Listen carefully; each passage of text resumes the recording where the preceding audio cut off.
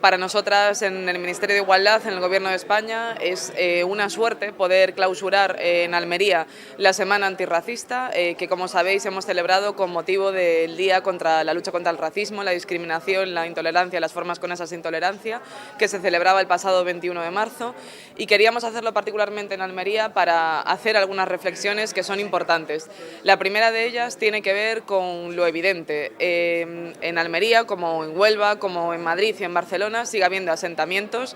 Conocen ustedes perfectamente las situaciones de falta de dignidad absoluta que tienen las personas que allí viven. No son condiciones dignas para vivir, lo dicen Naciones Unidas, lo dicen todos los observadores en materia de derechos humanos que los organismos internacionales han enviado aquí. Probablemente estas sean de las peores condiciones que podemos encontrar en Europa cuando hablamos de este tipo de asentamientos. Dicen las estimaciones es que el 90% de las personas que viven en estos asentamientos pertenecen a grupos étnicos que sufren formas de discriminación. Esto nos habla de cómo tenemos tantas tareas pendientes aún en España. Habla de cómo en España la raza y la etnia siguen haciendo que vivamos peor y que vivamos desde luego con condiciones muchísimo peores. Y esta reflexión es importante hacerla también en la situación de crisis que estamos viviendo. No es cualquier momento para nuestro país. En primer lugar, no es cualquier momento porque estamos viviendo en las puertas de Europa una guerra como hacía décadas que nuestro continente no vivía. Una guerra que injustamente se ha traducido en una invasión criminal a Ucrania por parte de Putin. Queremos nuevamente condenar la situación y, desde luego, solidarizarnos con todo el pueblo ucraniano. Pero también es importante hacer una reflexión en este sentido con lo que tiene que ver con la crisis humanitaria que se va a derivar de esta situación de guerra.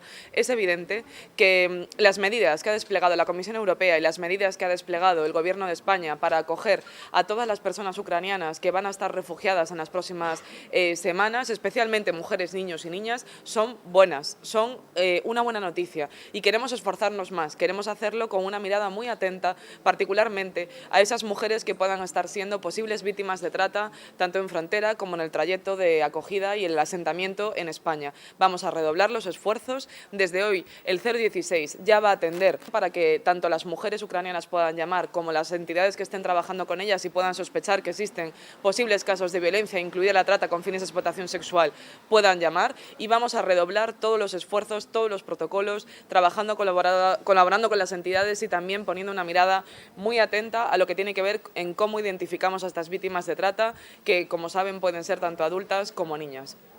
Además, y esto es importante, creemos que las medidas de acogida que vamos a hacer en nuestro país no pueden ser solamente para unos pocos, y por eso también es tan importante que esta semana antirracista termine en la frontera sur de Europa, porque aquí también sigue habiendo muchas situaciones de intolerancia y discriminación que viven muchas personas que se encuentran con unas medidas muy diferentes cuando se trata de ser acogidos. No puede ser que haya refugiados de primera y refugiados de segunda. Tenemos miles de solicitudes de asilo y refugio que están sin responder aún en nuestro país. Y por último, esta no solamente es una crisis humanitaria, no solamente es una crisis derivada de la guerra, sino que también estamos empezando a ver las peores consecuencias de la situación económica derivada del conflicto en Ucrania.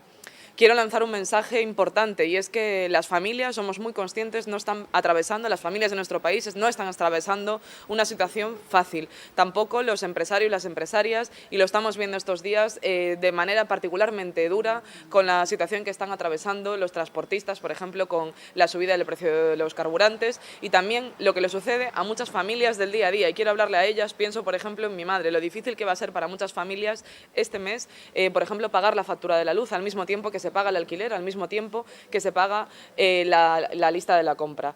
Es importante que el Gobierno de España sirva para dar soluciones. Tenemos que dar soluciones prácticas a las familias. Los precios tienen que bajar. Tenemos que hacer que los que más tienen más aporten para que quien menos tiene pueda enfrentar esta situación económica tan compleja. Confío en que esas soluciones estén cuanto antes encima de la mesa y que despleguemos ese escudo social que no solamente puede ser verde, sino también que tiene que poner especial atención a quienes han sufrido siempre las peores consecuencias de las crisis. Estas son las familias, son las mujeres y sus hijos y sus hijas.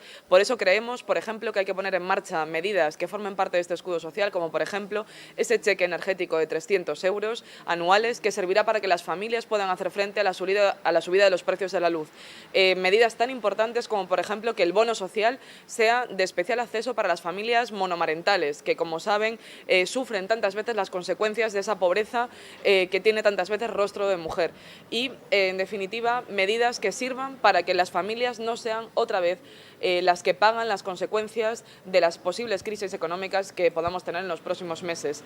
No paramos de ver cómo los dirigentes de las grandes eléctricas cada vez tienen más beneficios en sus sueldos, cada vez los precios de la energía suben más, y por eso tenemos muy claro que es ahí donde hay que recortar, y lo que hay que hacer es intentar hacer que el impacto de esa crisis sea menor en quien menos tiene.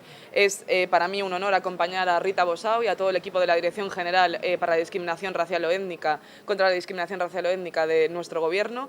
Creemos que tenemos mucha tarea por delante para luchar contra el racismo, contra la discriminación y contra las formas conesas de intolerancia, y pensamos que hacerlo desde Almería tiene un especial valor hoy sobre todo, que sigue habiendo que luchar contra todos los discursos de odio que muchas veces seguimos viendo por parte incluso de los perfiles institucionales. Por eso esta semana también ha servido para anunciar que el Gobierno de España trabaja ya una ley contra el racismo, que empieza esa consulta pública esta semana y que pensamos que debe ser aprobada a la mayor brevedad posible para evitar que esos discursos de odio y esas formas de discriminación sigan campando a sus anchas cuando deberían de estar fuera de un país democrático como el nuestro.